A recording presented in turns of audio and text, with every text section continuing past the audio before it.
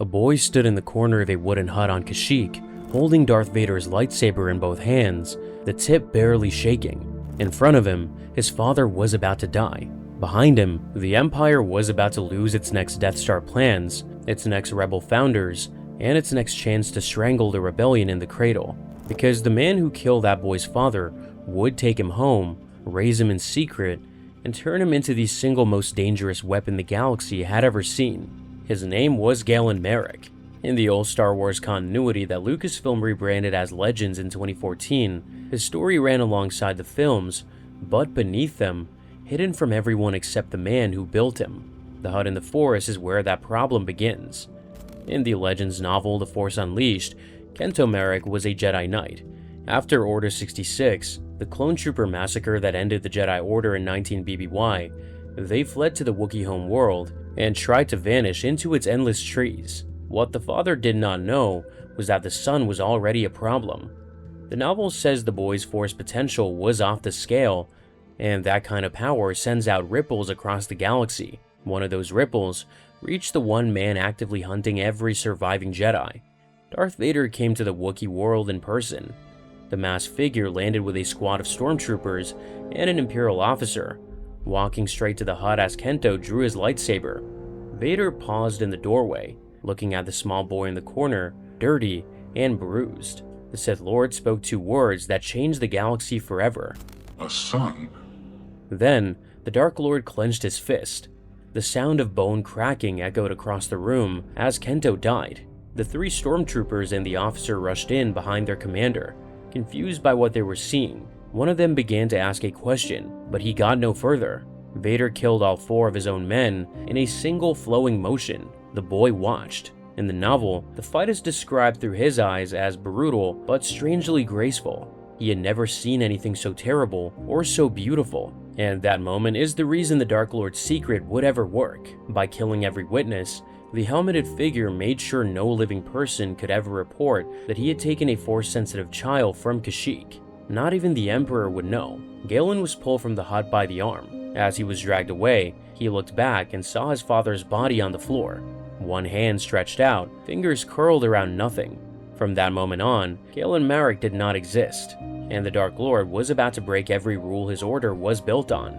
Vader brought the child to his personal flagship, the Executor, a super star destroyer larger than any other ship in the Imperial fleet. Before the crew ever came aboard, the Sith Lord had an entire deck built in total secrecy, written out of the ship's official plans. No officer, technician, or soldier would ever know it existed. This is where the boy would live for the next decade and a half, a child raised alone in a hidden level of a warship taught by a mask. The training was cruel from day one. In the novel, the Dark Lord never gave his young student a single word of praise. Not a patient teacher, he taught by causing pain, turning fear into anger and anger into power. The only lesson Galen remembered like a bedtime story was 4 words long: learn or die. Over the years, the boy began to brush his skin against a blade on purpose, teaching himself to work through hurt. Even as a small child, he once asked his only friend to chain him in the dark and refuse him food or water until he could put a lightsaber back together using only the Force. He failed, but in his pain and exhaustion, he learned to push past his own body and reach into the dark side. He would return to that dark place many times. That only friend was a droid named Proxy, whom Vader had programmed with a main directive he never removed. The droid was designed to kill its master.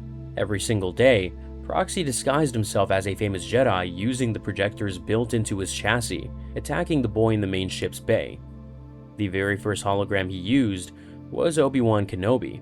Every single day, the young apprentice won. And every single day, the droid apologized for failing to eliminate him. By the time the boy grew into a young man, he had become something the galaxy had never seen before. In the 2008 Legends role-playing sourcebook, The Force Unleashed Campaign Guide, the entry on the secret student is blunt. As a teenager, the apprentice was already more powerful than many Jedi Knights had been during the Clone Wars. Only his master's own skill could still defeat him in combat. The book gives him a dark side rating of 15, the highest value the game system can award. He cannot be rated any darker. His powers were not normal Jedi tricks. He could fire Sith lightning, an attack once reserved for the Emperor himself, from his fingers. Using telekinesis, the ability to move things with the mind, he could reach into an officer's thoughts and force the man to order his own soldiers to kill each other. Williams' novel sums up his raw strength in one line: bodies broke under his unstoppable control of the Force. The gamebook had to invent entirely new rules to describe what he could do. It created a whole category called Unleashed Abilities, requiring a feat named after him. Standard Unleashed powers let a character hit 5 targets at once, ignore all damage defenses, and deal damage beyond every normal limit. Force Unleashed powers go further, letting him strike every target in a cone with lightning, or devastate everyone around him with a storm of dark energy. The campaign guide literally rewrote its own rulebook for this one character. There was a reason all of that power stayed hidden. The Sith had one rule above all others, and it was sacred. In the 2012 Legends reference book, Book of Sith, Darth Bane's own writing spells it out: always two. A master and a student, never more. The Force, Bane wrote, is like venom. Pour it into many cups, and it becomes weak. Pour it back into one, and you could stop the heart of a krayt dragon, one of the galaxy's most deadly beasts. Next to that passage, in the same book, Emperor Palpatine wrote a note in his own hand. He swore that Bane's power had been passed down for 1,000 years, and that he planned to be its last holder. No student after him. The line ended with him. Bane went further in the same chapter. Under the rule of 2, the Sith must work in secret. They must not make their presence known, and if a single being ever believes in the continued existence of the Sith, Bane wrote, kill him. The reason he took that risk comes from George Lucas himself. The behind-the-scenes book, The Art and Making of the Force Unleashed, describes the development team meeting with Lucas in person, and the creator of Star Wars personally shaped the secret apprentice's place in the saga. Lucas told them directly that after Anakin Skywalker's defeat on Mustafar, the Emperor saw Vader as broken. The Dark Lord's body was largely machine, and his connection to the Force was weakened because of it. The old ruler would want a replacement, and his servant knew it. So the secret student became Vader's backup plan. Raised from age 3, train until he was strong enough to help his master eliminate the Emperor and take the throne. That was the real purpose of Starkiller. Not a bodyguard, not just a killer, but a partner in a planned assassination. Usable only if the old Sith on Coruscant never found out he existed. Eventually, the Dark Lord decided the young man was ready for his first real test. A Jedi had been found. General Ram Koda, a veteran of the Clone Wars, had been attacking a TIE fighter factory above Nar Shaddaa, the smuggler's moon. The orders were precise: kill Koda, bring back his lightsaber, leave no witnesses, kill everyone aboard the station, Imperials and rebels alike. Nobody could survive to describe a young human with a lightsaber. The apprentice took a stealth starship called the Rogue Shadow, custom built for these secret missions. His new pilot was Juno Eclipse, a young Imperial captain chosen personally from Black 8 Squadron. She had her own dark past, and it would later mirror the young Siths in ways that neither of them could imagine. Her record included the bombing of Kalos, an attack that killed an entire living world. Her squadron had been ordered to stop after the planet's defenses collapsed, but Vader told her to keep going. She hit the planetary reactor as instructed, and within a year, Kalos was a dead world. Years later, she would captain a rebel ship of her own. The factory above Nar Shaddaa turned out to be a trap. Koda had been waiting for the Dark Lord to come out of hiding. Instead, he got a teenager. The two dueled across the collapsing facility as it tore itself apart around them. The old general was a trained soldier who had fought Sith before, but his opponent had something no Jedi expected. By the end of the fight, the apprentice held Koda by the throat with one hand while pressing his lightsaber against the Jedi's face with the other. Even half choked, the Master of the Force saw something. He told the boy that Vader had not really turned him, that he could sense his future, and his master was not in it. Then the blind cut came. The young Sith burned away Koda's eyes with his own blade. The Jedi fell through a shattered window into the city below. Mission complete, at least by half. The teenager returned to his master without confirming the kill. Soon after, Vader pointed him at a second Jedi. On Raxus Prime, a planet-sized junkyard in the Outer Rim, a broken Jedi Master named Kazdan Paratus had built a replica of the Jedi High Council chamber out of scrap metal. Inside it, he had placed junk dummies of the dead Masters, and he spoke to them as if they could answer. The apprentice killed him in his tower of trash. 2 Jedi down. The third was still alive in Felucia. The next target was someone far more dangerous. Shakti, a former member of the Jedi High Council, was alive on Felucia. The apprentice found her meditating inside the mouth of a sarlacc, calm at the center of its teeth. She did not attack. She tried to reach him with words first. That light and dark were only directions, not opposites, that he stood on his own feet, not anyone else's. She was trying to pull the young man out from under the weapon. The duel that followed was brutal, and it ended with Shakti throwing herself onto his blade. As she died, she told him how his own story would end. The Sith always betray one another. He would learn that soon enough. 50 Felucians stood in a silent circle around him. They did not attack, and they did not thank him. As one, they turned and walked away, and his next mission took him back to where his story began. On Kashyyyk, the young Sith began to remember. The Empire was using a massive orbital tower called a skyhook to lift Wookiee slaves off the planet. His job was to bring it down. The novel is very specific about how he did it. There were 6 huge mooring towers holding the skyhook in place. One by one, he reached into each tower, felt its strength and weakness at the smallest level, and shattered it from the inside. The book describes the release of power as wild as every predator on the Wookiee world combined, but pure as laser. A single teenager freed an entire planet from Imperial control by thinking about metal. While he was there, he had a vision of a hut in the forest. Not just any hut, the one he had been taken from. He went there in person. Inside, the Jedi Knight who had died there appeared to him again and spoke one sentence that cracked everything open.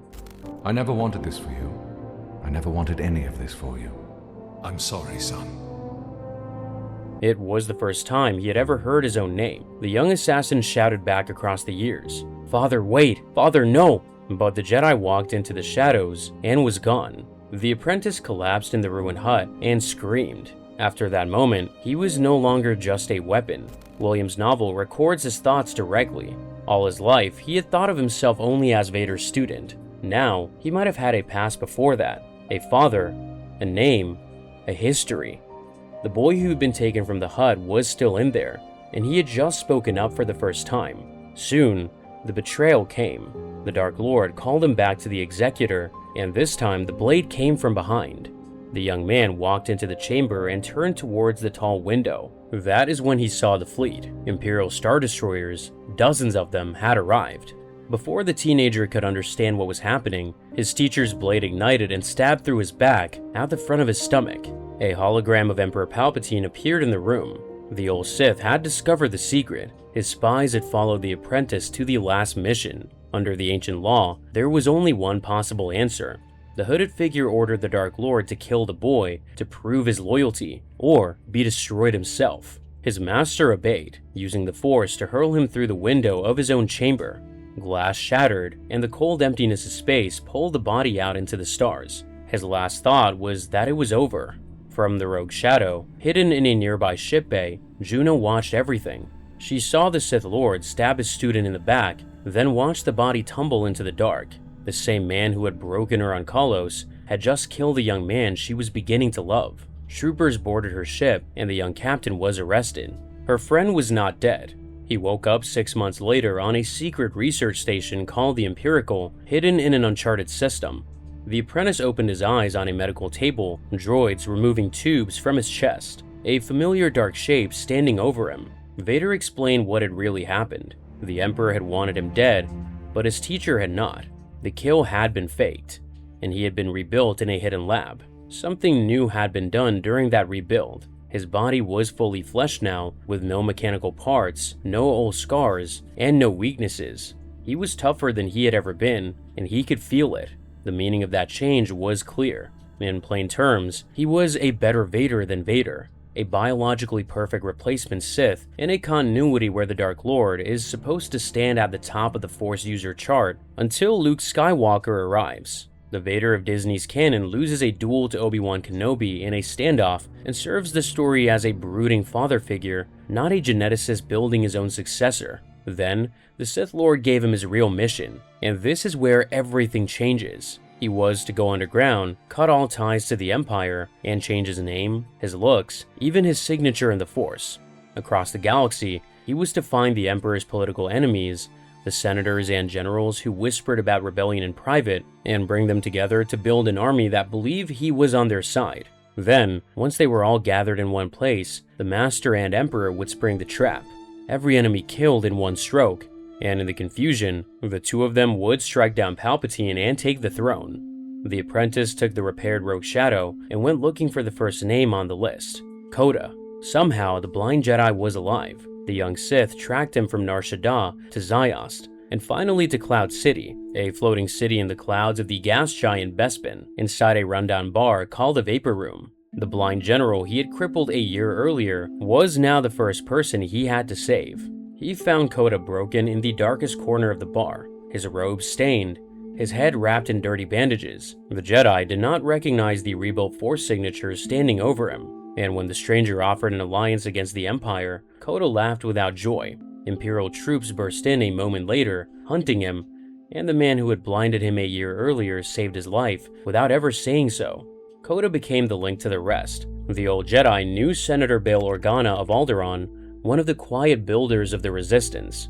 Organa's adopted daughter, Princess Leia, was trapped on Felucia, slowly falling to the dark side under the influence of Maris Brood, the same corrupted Padawan her dead master had tried to protect. The apprentice went to the Mushroom World to rescue the princess. That is when he met the Bull Rancor, a creature Maris had twisted into a guardian, covered in plates of bone thicker than starship hulls. Sith lightning bounced off it. His lightsaber could not pierce its skin, so he did the only thing left. He jumped inside its mouth, held the jaws open with the Force, and tore the creature apart from inside its own head. He was washed out onto a field of bones in a river of blood and organs, and he did it on the way to saving a princess. He spared Maris Brood when she surrendered, and he rescued Leia from her influence. Then, he tracked down Garm Bel Iblis of Corellia, the last senator on his master's list. By this point, Juno had defected from the Empire after her own rescue from Imperial custody, and she now flew the Rogue Shadow for him. She knew who he had been. He knew what she had done on Kalos. Neither judged the other. They had each kissed the only person in the galaxy who understood the weight the other was carrying. The meeting happened on Corellia, in a stonewashed station high above snowy mountains. The campaign guide sums up what followed in a single paragraph. The apprentice gathered the enemies of the Empire, including Organa, Mothma, and Bel Iblis, to form a new alliance against the old ruler. All four came. Coda walked in last, healed and standing tall, and said he would join too. Organa rose to his feet and called the meeting an official declaration of rebellion. The five of them would overturn the Empire together. That is when the sky exploded. Vader's Star Destroyer had been in orbit the whole time. Troopers broke through the doors. The Dark Lord walked through the smoke and told the troops to take the senators alive, because the Emperor wanted to kill them in person. Then, he turned to his student and said one sentence that ended everything the young man had built. You have done well, my apprentice. Every rebel leader in the room heard it. In that single moment, all of them understood that the young stranger who had saved their lives was a Sith spy. The Alliance had been a trap from day one, and under the rules of the old Sith Code, that was exactly what Vader needed. If even one person believes the Sith still exist, kill them. The rebel leaders, Leia, Juno, and Coda, all knew now. To return to the old rules, the Dark Lord had to kill every single person in that room. That is why the trap existed, not just political cleanup, Sith law. The Sith Lord threw his student through the stone columns with the Force, out into the snow at the edge of a tall drop. Following him outside, he found the wounded young man bleeding in the snow. The apprentice asked if everything had been a lie. For the first time, the truth became clear. Everything had been planned from the beginning. The removal from Kashyyyk, the hidden deck aboard the Executor, the staged death, and the reconstruction that followed were all part of a single design. Vader had never intended to overthrow the Emperor with his apprentice. The entire purpose of the apprentice had been to gather the Empire's enemies into one place where they could be eliminated at once. Every moment of Galen's life had been directed towards that outcome. He had never been a partner, he had always been a piece in a larger strategy. Then the Dark Lord threw him off the edge. He should have died. He did not. The young apprentice clung to the rock face with the last of his strength. Proxy, still loyal, disguised himself as Obi-Wan Kenobi and attacked his master's creator to buy time. The Sith Lord cut the droid in half, but those few seconds gave his student time to slip into a state of force focus so deep his master could no longer feel him. He was, as far as the dark figure could tell, gone. Juno brought the rogue shadow down the cliff and scraped him off the rocks at the bottom. As she loaded him into the ship, he told her his name, Galen Marek. It was the first time he had ever said those words to another person. Then, he learned where the senators had been taken, the Death Star. The unfinished battle station was where the Emperor planned to execute the rebellion before it was born. The Death Star was not yet operational. It was being built on a prison world called Despair in the Horus system. Thousands of workers, including Wookiee slaves, were bolting its outer plates into place. The Emperor himself had come to oversee it. He planned to kill Organa, Mothma, Bel Iblis, and Coda himself inside the large dome above the planet-killing weapon. Galen decided he was going to rescue them alone. Juno flew him in close. He dropped from the ship directly onto the unfinished hull, glowing gold with the Force. He landed between two work sites, unnoticed, with no plan except a direction, down, into the station, towards the prisoners and the two Sith waiting to kill them.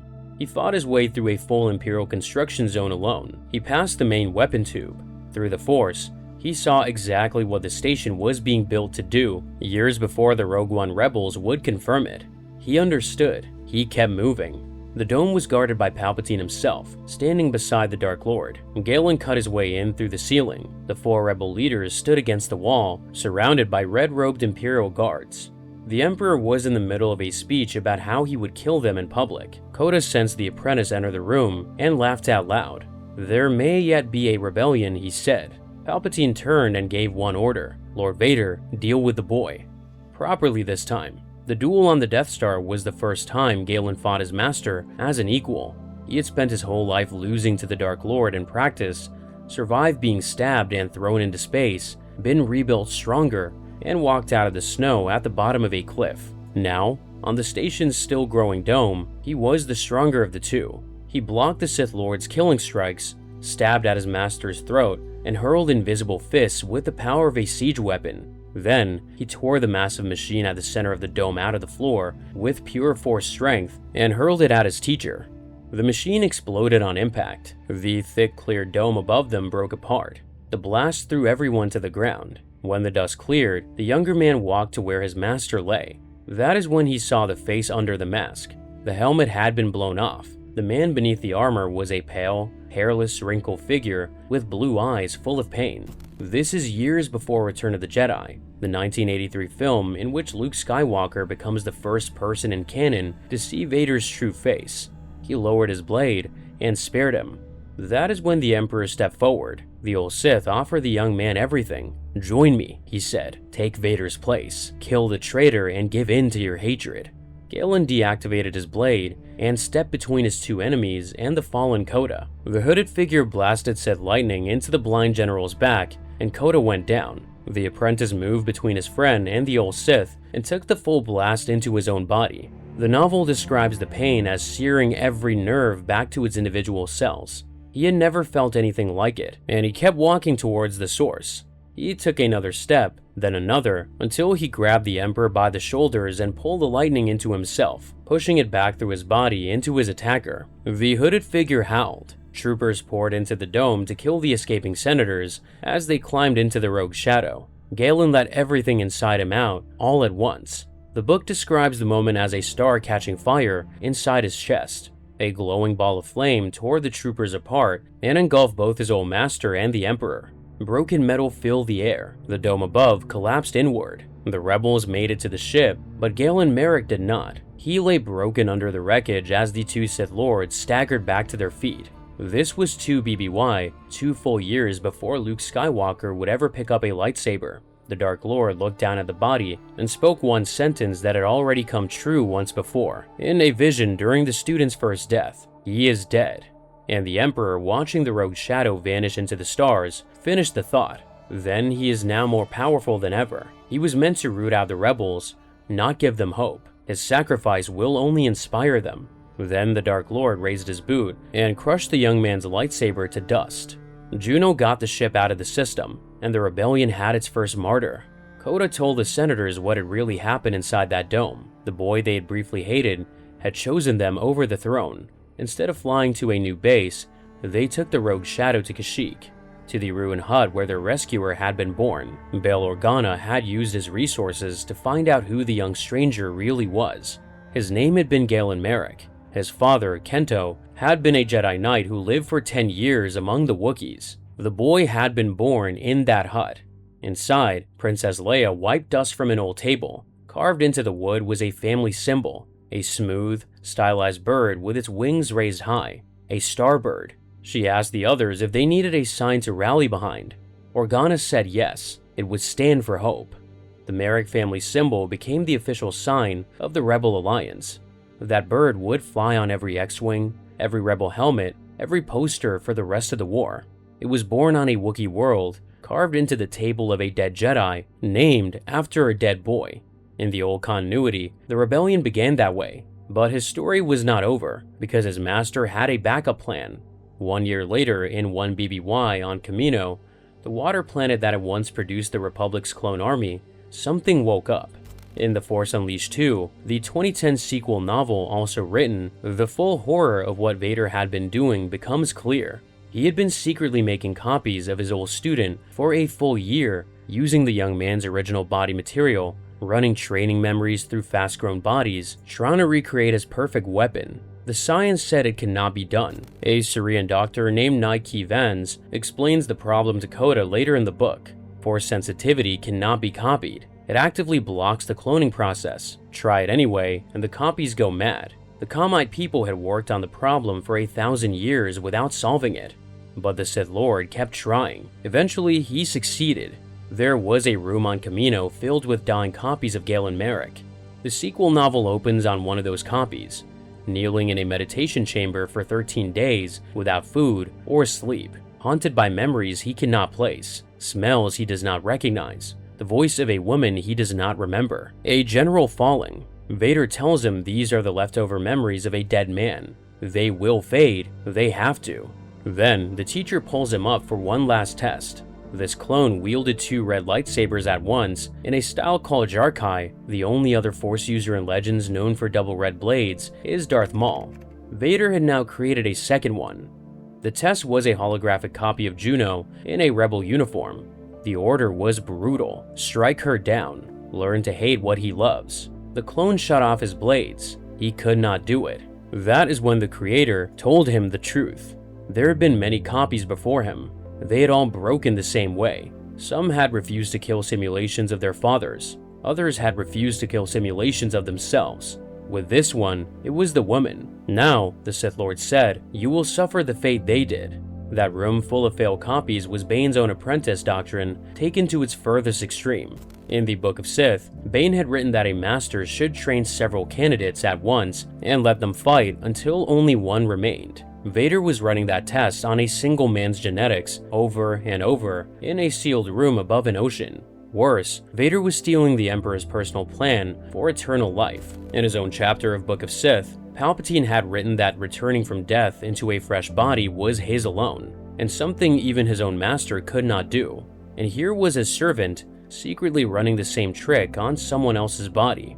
It was not just a broken rule, it was the theft of the Emperor's most private ambition. Before the copy could be killed with all the others, he hit his creator with Sith lightning at close range. The lightning crawled up the Dark Lord's chest plate and helmet. His breathing mask made a hurt noise. The movement in his right arm strained under the shock. This mattered. In the 2007 Legends novel, Rise and Fall of Darth Vader, the Dark Lord is said to be unable to use Sith lightning or resist it because of his metal limbs. The clone had just done something his creator could not. He had hurt Darth Vader with the Force. He ripped a hole in the wall, pulled down a radio tower with Force power alone to crush 3 all-terrain scout transports, and stole his master's own TIE Advanced Starfighter from the outside platform, breaking away into the sky. He did not know who he was. He did not know if he had the right to love the woman in his memories. He did not know if his feelings were real, or if they were just imprints from a dead man. but he knew he wanted to find Juno. He had found Coda on Cato Neimoidia. The old Jedi did not care that the man standing in front of him was a copy. He was still connected to the Force, and he knew what he was sensing. Together, they set out for Dagobah, where a small green creature guarded a cave. The novel never names him, but the character list at the front of the book does. Yoda, the ancient master, let the clone pass inside. What the clone saw inside is one of the darkest scenes in the entire old continuity. Dozens of other copies of himself writhing in the dark, whispering in pain. His failed brothers, the ones who never escaped the Camino meditation chamber, they reached for him with his own hands. They begged, "Kill me, and you destroy yourself," one of them said. He turned off his blades and walked through them. Meanwhile, Juno had become the captain of her own rebel warship, the Salvation. She did not know her lost love was back, and she had been in mourning for a year. To draw him out, Vader hired the bounty hunter Boba Fett to bring her in as bait. Fett boarded her ship, shot her, bound her, and dragged her through her own halls in cuffs. That was when the clone crashed through the floor with 2 blue lightsabers, not red ones this time. The bounty hunter escaped with the young captain, but she had seen her lost love with her own eyes, and that alone was enough to change the rest of the war. He tracked the trail back to Camino. This time, the Rebel Alliance came with him, its first full open fleet attack about a year before Rogue One's Battle of Scarif would later claim the same title in canon. The two events cannot both be first in the rebellion's history. Only one survives. He fought his way through the cloning station, found his creator, and dueled him again. At the end of the fight, the Sith Lord's helmet came off a second time. Standing over his unmasked master, with his blade raised, the clone did not finish him. Instead, he had Coda and the rebels take the Dark Lord alive. The book ends with Darth Vader, the second most powerful Sith in the galaxy, in rebel custody. That is where the Force Unleashed story ends in Legends. A teenage killer took down 2 Jedi Masters, and his sacrifice built the Rebel Alliance. His copies led its first open fleet battle, and his family's symbol became its banner. He fought the Dark Lord as an equal twice, and won, pulling the Emperor's own Sith lightning into his body and walking through it. He saw the face under the mask years before Luke did, and in the end, he put his own creator in Alliance handcuffs. 2 years later, all of it was unmade. In April 2014, Lucasfilm rebranded the entire expanded universe as Legends, and a new canon began under the company's new owner, Disney. Galen Marek crossed that line along with everyone else. Since then, the rebellion has been rebuilt a second time, with different people. Mon Mothma became the central figure. Her years of quiet political resistance shone across 2 seasons of the 2022 series Andor. Bail Organa was expanded through Rebels and Rogue One. Saw Gerrera, a character from the Clone Wars animated show, became the founder of the early partisan resistance. The Gorman Massacre, dramatized in Andor, replaced Kalos as the Empire's defining civilian atrocity. A meeting on Yavin 4 into BBY, not a Stonewatch station on Corellia, became the Alliance's official start. The Starbird is still the Rebel sign, but in canon, it has no known origin. It is not a Jedi family symbol from a Wookiee world. It is not named after a boy who died on a Death Star. It is simply a banner. The man whose family it came from no longer exists in the continuity, and the saddest part is that this erasure was already happening before Disney ever arrived. In the 2009 Lucasfilm Planetary Reference Book, The Essential Atlas, the events of Raxus Prime and Kashyyyk are described without mentioning Galen's name once. 3 years later, the Essential Guide to Warfare went further. It credited Juno with rescuing the rebel leaders from Imperial custody. Her own war portrait, a 3-page letter from Admiral Akbar to his niece, never names the man she loved. Akbar's question, asked of his niece, was whether she was still a war criminal after she risked her life to save the rebel leaders, defected to the Alliance, and confessed her past to her crew. He asked her when, exactly, forgiveness became earned. The old expanded universe had already been writing the young Sith out. The 2014 relaunch just finalized the call, and the power problem on its own is enormous. The novel is specific about another feat on Raxus Prime, one the earlier mission paragraph did not describe in detail. During that mission, Galen pulled a Star Destroyer out of orbit with his bare hands. The ship was nearly 1,600 meters long and built to carry a crew of over 37,000. During the pull, Coda shouted at him the same line Yoda would later tell Luke on Dagobah. Mass meant nothing. It was all in his mind. He was a Jedi, and size meant nothing to him. Mid-lift, the apprentice himself wondered whether any Sith or Jedi in the history of the galaxy had ever done anything like this. The book's answer, written right into the scene, is no. To bring Galen Marek into the new canon, Lucasfilm would have to undo the structure of its own continuity. The starbird that flies on every rebel helmet would need a new origin. The Andor political arc that built Mon Mothma's quiet resistance over 2 seasons would have to make room for a teenage Sith spy who got there first. Force-sensitive cloning, reserved for Palpatine's return in The Rise of Skywalker, would belong to Vader a generation earlier. And then there are the feats themselves, a young Force user dueling the Dark Lord as an equal, unmasking him years before Return of the Jedi, surviving a blast of the Emperor's lightning, tearing a Star Destroyer out of orbit with his hands, in a continuity where Rey lifting a pile of rocks was meant to be the peak of her power. Each one of those moments, on its own, would force a rewrite.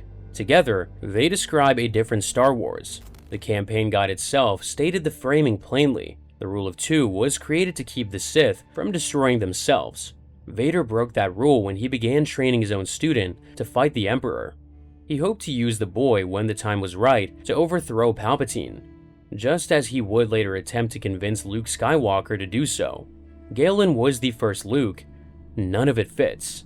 The behind-the-scenes book captures why. The designers describe their mandate in one clear sentence: do something with the Force that's never been seen in a game before. That is the direction that created every one of his feats. The word list they gave their artist for The Apprentice ended with one last entry: tragic.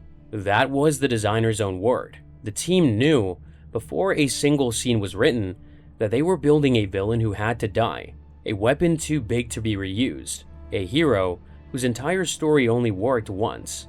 There is one more detail that sharpens the whole picture. Before Starkiller existed, the team pitched several other game ideas to Lucas. Each one had a different protagonist. Most were rejected. An underworld crime pitch, a rebellion founding pitch, a Jedi outlaw pitch, a Wookiee hero pitch.